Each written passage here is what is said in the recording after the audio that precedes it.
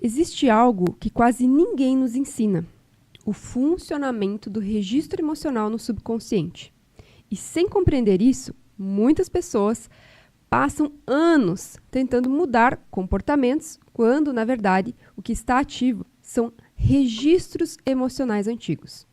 Neste podcast, É Trauma ou Crença, nós não olhamos apenas para o comportamento, nós olhamos para o funcionamento emocional por trás dele. E o tema de hoje toca exatamente um ponto que gera muita confusão emocional. Trauma não é o que aconteceu, é o que ficou registrado emocionalmente. Existe uma ideia muito comum quando falamos sobre trauma, a de que trauma é necessariamente algo grande, algo chocante, algo que quando olhamos de fora, qualquer pessoa diria: isso foi traumático.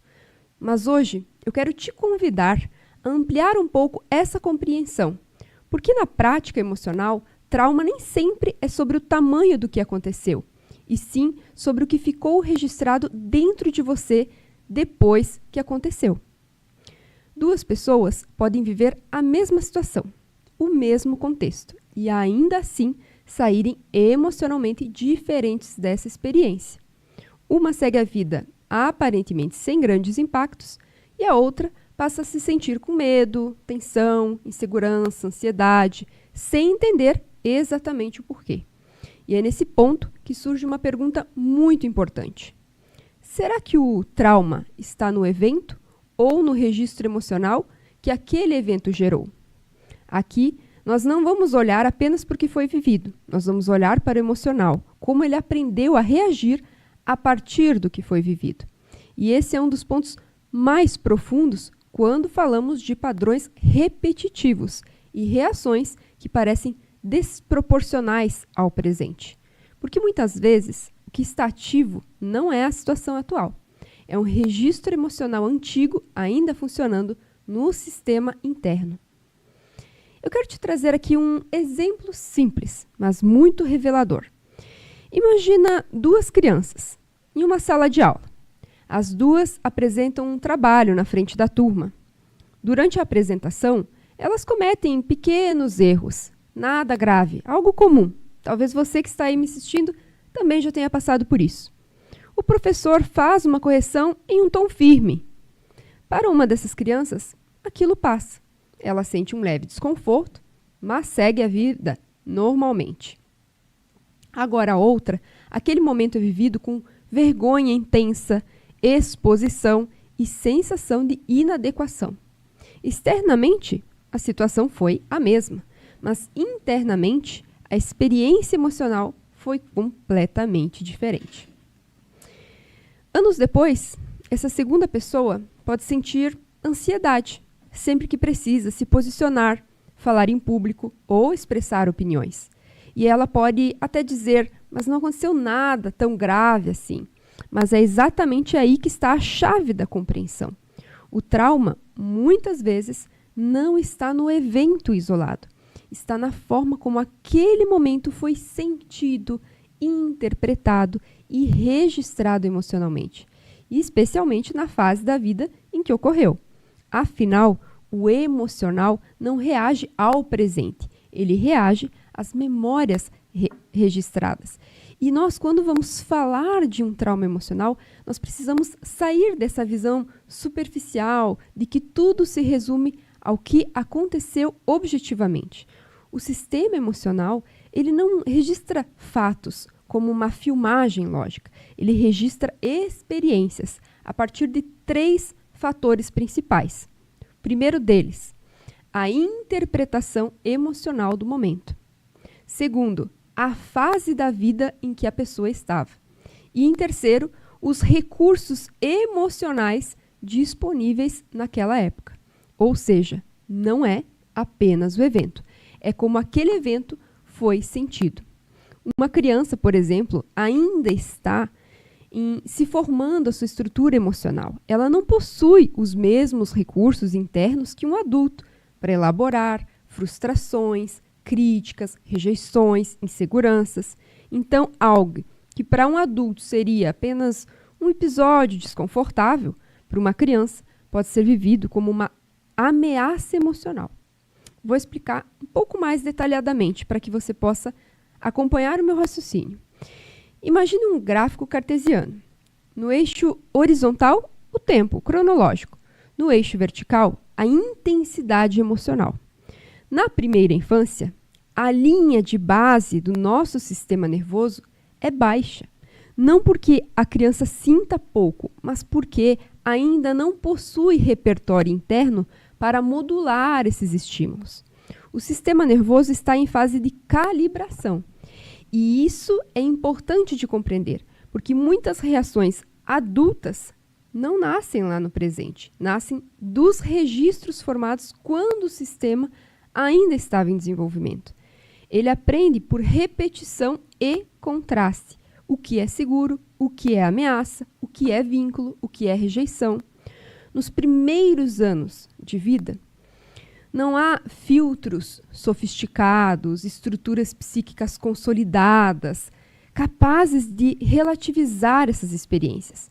Cada evento é vivido em um estado bruto, um estímulo de alta intensidade, como um grito, um susto, uma ausência, uma quebra abrupta de expectativa, encontra um sistema nervoso que ainda não sabe processar aquela carga. E é nesse ponto que ocorre o registro. À medida que os eventos se acumulam, cria-se uma média interna de tolerância emocional. O organismo ele vai se adaptando, construindo referências e padrões de respostas, o que inicialmente teria sido vivenciado como avassalador, pode mais tarde não produzir o mesmo impacto. Não porque deixou de ser significativo, mas porque o sistema já foi condicionado a determinados níveis de intensidade. Por isso, na infância, nada é, entre aspas, pequeno. Não é sobre a magnitude objetiva do fato, mas sobre a capacidade subjetiva de processamento naquele estágio de desenvolvimento. Eu recordo de uma situação com o meu filho, que hoje está com 2 anos, quando ele tinha cerca de 2 aninhos. Eu estava muito sobrecarregada, em um momento de exaustão. E ele me demandando atenção de forma insistente, algo absolutamente coerente para a idade dele, e eu gritei. Para mim, naquele instante, foi apenas uma descarga de tensão diante da incapacidade de sustentar mais uma solicitação. Só que para ele foi diferente. O olhar assustado revelou o descompasso entre a intensidade da minha reação e a capacidade dele de assimilar. Ali houve um pico no gráfico, um aumento súbito de intensidade emocional que ultrapassou o limiar regulatório disponível naquele momento. Isso é o que chamamos de experiência potencialmente traumática, quando o evento excede a capacidade do sistema nervoso de integrar o estímulo. O mesmo se aplica às diversas situações cotidianas. Um susto durante uma brincadeirinha, aquela queda de bicicleta acompanhada de vergonha, uma exposição inesperada. Para um adulto, tudo isso pode parecer irrelevante. Para a criança, dependendo do nível de saturação emocional já existente, pode representar uma ativação intensa, suficiente para gerar um registro profundo. Trauma, então, não é definido apenas pelo evento em si, mas pela relação entre a intensidade do estímulo e a capacidade de processamento do organismo naquele momento. É um fenômeno neurobiológico antes de ser narrativo. Compreender isso amplia a nossa responsabilidade e, ao mesmo tempo, a nossa compaixão, tanto com as crianças quanto com os adultos que carregam registros formados quando ainda não tinham recursos psíquicos, emocionais e neurobiológicos para elaborar o que estavam vivendo. E quando esse registro emocional se forma, ele não permanece apenas como uma lembrança isolada no campo da memória. Ele tende a se organizar como uma referência interna de segurança ou de ameaça, convertendo-se muitas vezes em uma crença inconsciente. Vocês percebem o quanto isso é profundo e muito mais elaborado do que a gente pensa e a gente fala por aí? Crenças sutis, porém estruturantes, como errar é perigoso, me expor pode gerar rejeição, eu preciso me proteger, eu não posso sobrecarregar o outro. Todas essas formulações, elas não surgem de maneira lógica ou deliberada. Elas emergem como adaptações do sistema nervoso diante de experiências que excederam a sua capacidade de regulação em determinados momentos do desenvolvimento. Ao longo da vida, tais crenças passam a influenciar as nossas decisões, nossos comportamentos, vínculos e até a forma como a pessoa se posiciona no mundo, operando em um nível implícito, fora do campo da consciência imediata. A pessoa acredita estar reagindo ao presente, quando na realidade está respondendo a registros emocionais antigos que foram associados a sensações de ameaça, de vergonha, de rejeição, de desamparo, e é por isso que em muitas situações a intensidade da reação parece até desproporcional ao contexto atual. Não se trata de um exagero consciente, nem de uma escolha deliberada. Trata-se de um sistema emocional que reconhece padrões de semelhança, tons de voz, expressões, contextos, sensações corporais e ativa essas respostas previamente como mecanismos de proteção. Esse processo ocorre de forma automática, rápida e pré-reflexiva, antes mesmo que a mente racional tenha tempo de interpretar a situação presente. O organismo já mobilizou defesas, emoções e comportamentos alinhados a experiências que já passaram. Assim, o que se manifesta no presente não é apenas a reação ao evento atual, mas a ativação de uma memória emocional implícita, que foi, em algum momento da história, necessária para a sobrevivência psíquica e emocional daquela pessoa. Eu gosto de explicar isso como uma marca no nosso sistema. Imagine que cada experiência emocional aí que você viveu, uma experiência significativa, deixou uma espécie de impressão interna, como se fosse uma marca suave, às vezes invisível, mas funcional. O evento termina, o tempo passa, a vida segue, mas a marca permanece registrada no sistema emocional. E quando alguma situação atual lembra, mesmo que sutilmente, aquela experiência antiga, o sistema reage como se precisasse se proteger novamente. Não porque o perigo atual é grande, mas porque em algum momento da vida aquilo foi sentido como ameaçador. Em alguns casos, esse registro emocional não se forma apenas a partir da experiência da pessoa. Ela pode ser reforçada por padrões emocionais do sistema familiar, como, por exemplo, os ambientes onde havia críticas constantes, insegurança emocional, exigência excessiva, rigidez. E, sem perceber, a pessoa não reage apenas ao presente, à situação. Ela também responde a essas memórias emocionais aprendidas dentro do seu sistema de origem, dentro da sua própria família. Padrões emocionais são respostas aprendidas, não falhas pessoais. E isso precisa ficar muito bem claro aqui, porque muitas pessoas se sentem falhas, ficam se cobrando e até pensando aonde está o erro em mim, quando na verdade são seus padrões emocionais que estão agindo e reagindo nas situações que aquela pessoa está enfrentando. A partir do momento que esses registros se tornam conscientes, é possível iniciar um processo que podemos chamar de reprogramação emocional. Não no sentido de apagar a história, mas de atualizar o sistema interno. O cérebro, o sistema emocional são plásticos. Eles podem aprender novas respostas quando o padrão é compreendido, elaborado e ressignificado com segurança.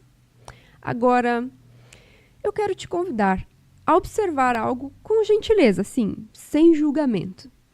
Você que está aí me assistindo, você já percebeu reações em você que parecem maiores do que a situação atual? Ansiedade em alguma conversa simples, medo de errar, mesmo em ambientes seguros, desconforto intenso diante de pequenas críticas, ou então uma tensão interna difícil de explicar. Muitas vezes essas reações não são sobre fragilidade, são sobre registros emocionais que ainda estão ativos em você. Pois aquilo que não é elaborado emocionalmente tende a se repetir. É como se você estivesse sempre nesse ciclo e repete até que você pare, elabore, olhe para ele, compreenda. Quando não é compreendido, a pessoa começa a se cobrar. Eu devia ser mais forte, mas isso já passou. Não faz sentido eu me sentir assim. Só que o sistema emocional, ele funciona por associação e proteção, não por lógica. Ele funciona por registros e experiências que foram acumuladas. Por isso, algumas sensações parecem desproporcionais, algumas reações parecem automáticas e algumas emoções surgem mesmo quando a mente diz que está tudo sob controle. Muitas vezes vocês já podem ter se deparado com alguma pessoa que estava tendo alguma reação que parecia estar agindo como uma criança. E, de fato, aquela criança, aquele movimento, daquela memória, daquela questão, daquele padrão que estava lá armazenado, buscou a faixa etária de quando viveu. Porque para o nosso cérebro não existe essa questão do passado, presente e futuro, mas só aquilo que ele registrou. E aí eu trago para vocês uma frase reflexiva.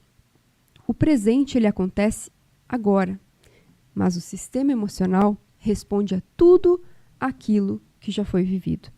Compreender isso muda completamente a forma de olhar para a própria vida. Consciência não vai apagar o registro emocional, mas reduz a força dessas respostas automáticas que ele vai ativar. Talvez, ao longo da sua vida, você tenha aprendido que trauma precisa ser algo grande para ser válido, mas emocionalmente, o que define o impacto não é apenas o tamanho, mas compreender que tudo que você vivenciou, ele precisa ser compreendido, porque isso irá mudar a forma com que você vai reagir dali para frente. Deixa de ser uma cobrança do tipo, por que eu sou assim? E passa a ser uma investigação mais acolhedora. O que o meu emocional aprendeu a registrar ao longo da minha história. Porque não é apenas sobre esse evento, é sobre a marca emocional, que está lá, permanecendo ativa. E é exatamente nesse ponto que entra um trabalho mais profundo de investigação emocional. Dentro do processo terapêutico, eu realizo inicialmente o mapeamento emocional estratégico, que é uma forma estruturada e cuidadosa de compreender como o seu emocional aprendeu a funcionar, identificando se estamos diante de registros traumáticos ativos, padrões aprendidos, ou, em muitos casos, os dois. A partir desse mapeamento, nós conseguimos definir a linha terapêutica mais adequada para cada pessoa, respeitando a sua história, o seu momento e aquilo que a pessoa sente, mas que já não quer mais carregar na sua vida.